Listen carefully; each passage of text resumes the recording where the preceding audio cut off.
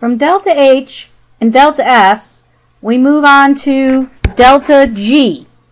Delta G stands for Gibbs free energy.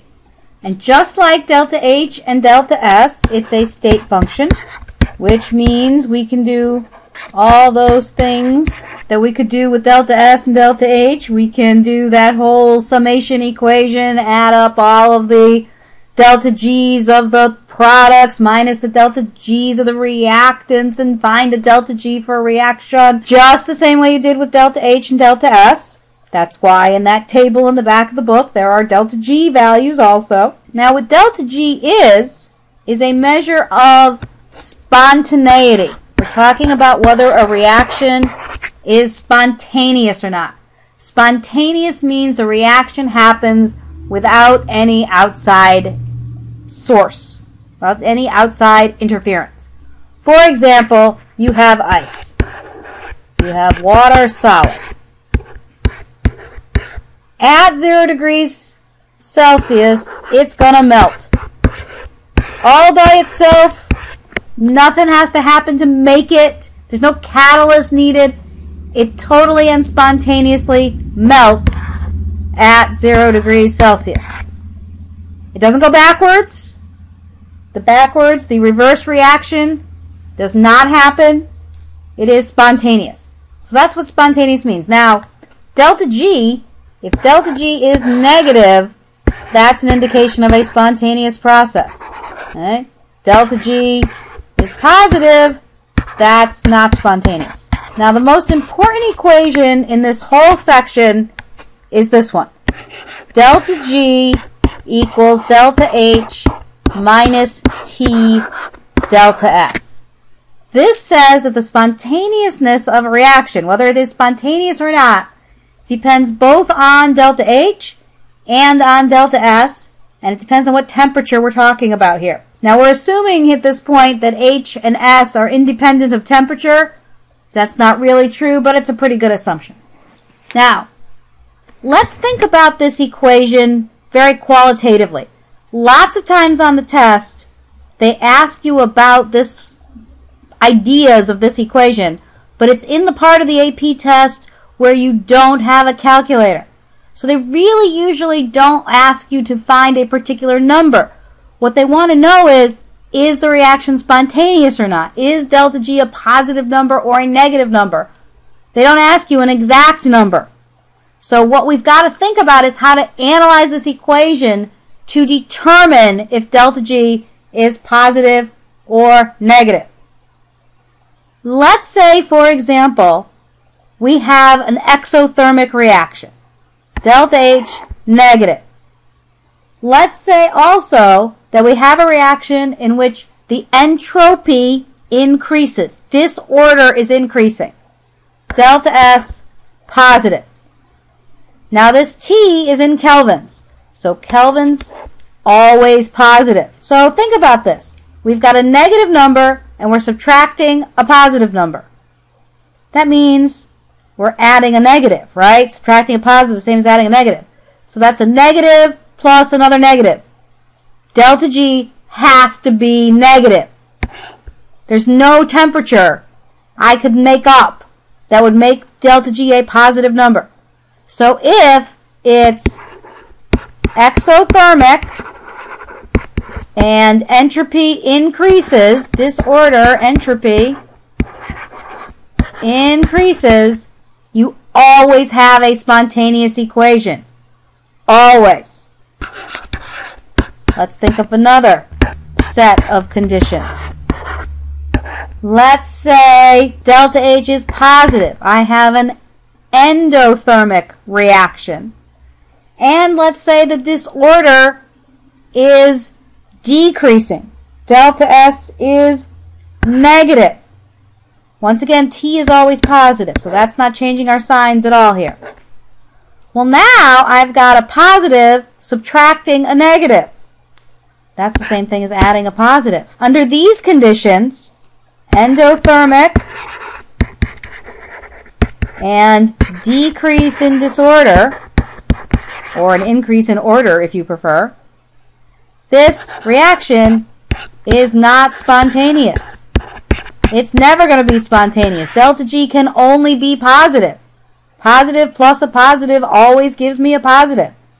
So under the conditions of endothermic and decreasing disorder, it's always not a spontaneous process. Now let's think about a slightly more complicated situation. Let's think about a case where both delta H and delta S are negative. I've got an exothermic reaction. Delta H is negative. That's exothermic. And let's say delta S is also negative, so that's a decrease in disorder. Think about this from a mathematics standpoint. Once again, I'm plussing a positive, which means I've got this negative and I'm adding a positive. What does that do to the sign of delta G? And the answer is it depends. If this T delta S term is small, the negative will dominate and the reaction will be spontaneous. Delta G will be negative. That means the enthalpy is the driving force of this reaction. Enthalpy is more important here than entropy because it's the enthalpy that's making the reaction spontaneous. But as the temperature goes up, this T delta S term is going to increase.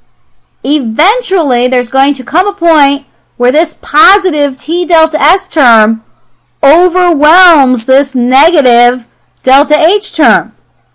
And delta G is going to turn from a spontaneous reaction into a non-spontaneous reaction. So under these conditions, where it's exothermic, but there's a decrease in disorder, it's spontaneous at low temperatures, but it's not spontaneous at high temperatures. The spontaneity is changing. Now the last set of conditions is when delta H is positive and delta S is positive. This is endothermic, but an increase in disorder. Now think about that one for a minute. We've got a positive number and we're subtracting a positive number. If T delta S is a small term, it's less than delta H, then delta G is positive and it's not spontaneous. So at low temperatures, it's not spontaneous. At high temperatures, the T delta S term dominates, and a bigger number subtracted from a smaller number gives me negative, and the reaction becomes spontaneous. So this is spontaneous at high temperatures and not spontaneous at low temperatures. Now we can talk about delta G in conjunction with equilibrium.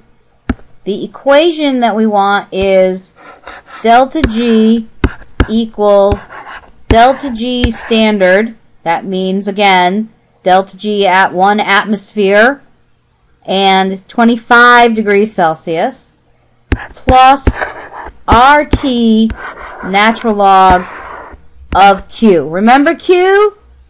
Q, remember, is K under non-equilibrium conditions.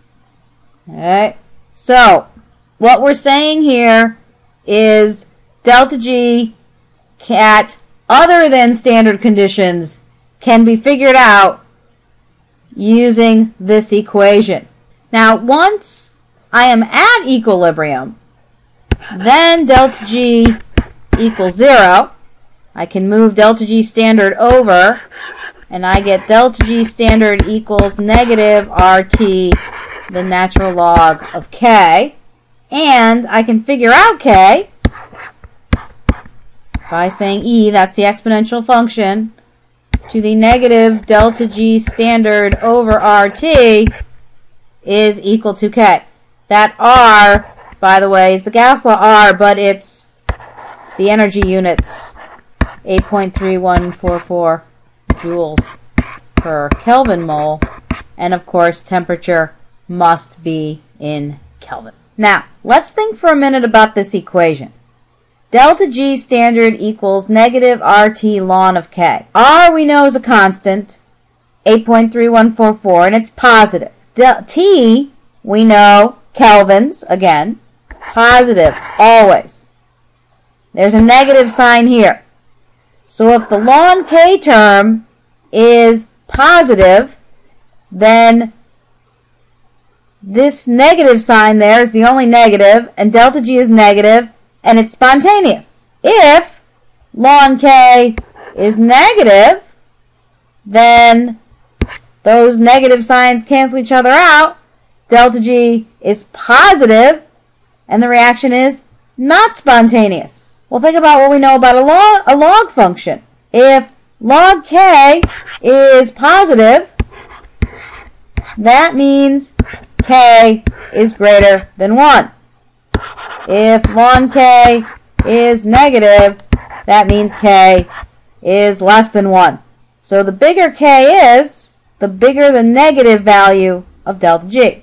So if K is greater than 1, it's a spontaneous reaction. If K is less than 1, it is not a spontaneous reaction.